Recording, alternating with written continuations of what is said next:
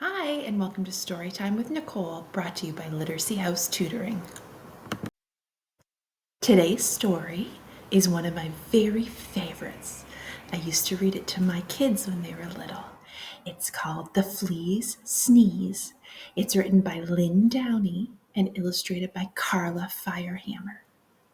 When you're listening to the story, I want you to pay attention to where the animals are in the illustrations.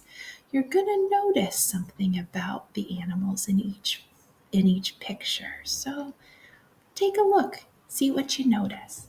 Enjoy the story.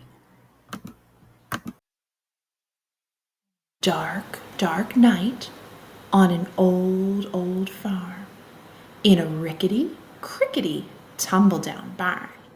Everyone slept peacefully.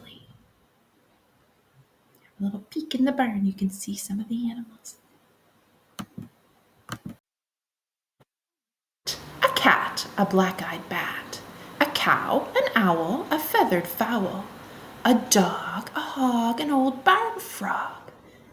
Everyone slept peacefully, but not the flea.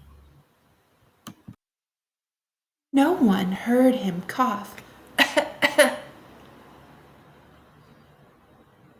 Why do you think he's coughing? Any ideas?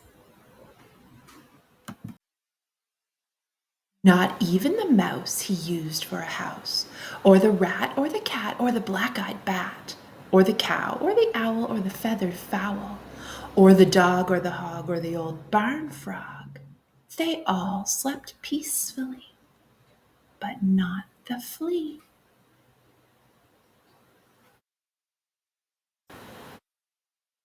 No one heard him sniffle, sniffle.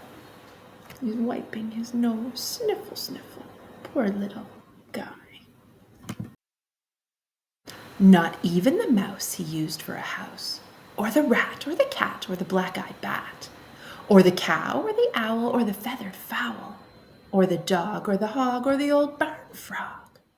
They all slept peacefully, but not the flea. Take a look, see if you can spot the dog. Where is the dog sleeping in this picture? What about the owl? Can anyone see the owl in here? No one heard his garbled plea. Does everybody have a tissue, poor bee?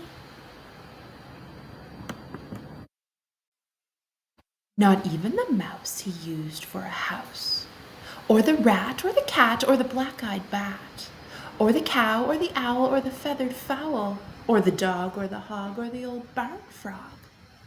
They all slept peacefully, but not the flea.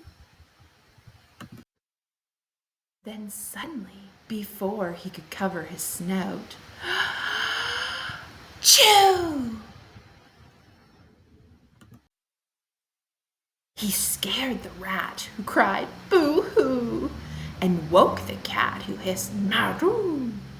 It baffled the bat, whose eyes turned blue, and confused the cow, who muttered moo-moo. It outraged the owl, who hollered hoo-hoo, and flustered the fowl, who crowed cock-a-doodle-doo. It daunted the dog, who barked woo-woo, and sprayed the hog, who screamed ew, and reminded the frog of his old nephew.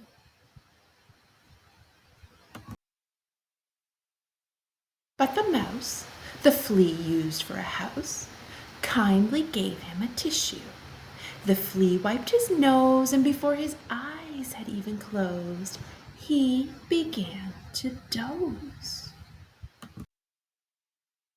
For the rest of that dark, dark night, on that old farm, in the rickety, crickety, tumble-down barn, everyone slept peacefully. The flea and the mouse he used for a house, the rat, the cat, the black-eyed bat, the cow, the owl, the feathered fowl, even the dog and the old barn frog.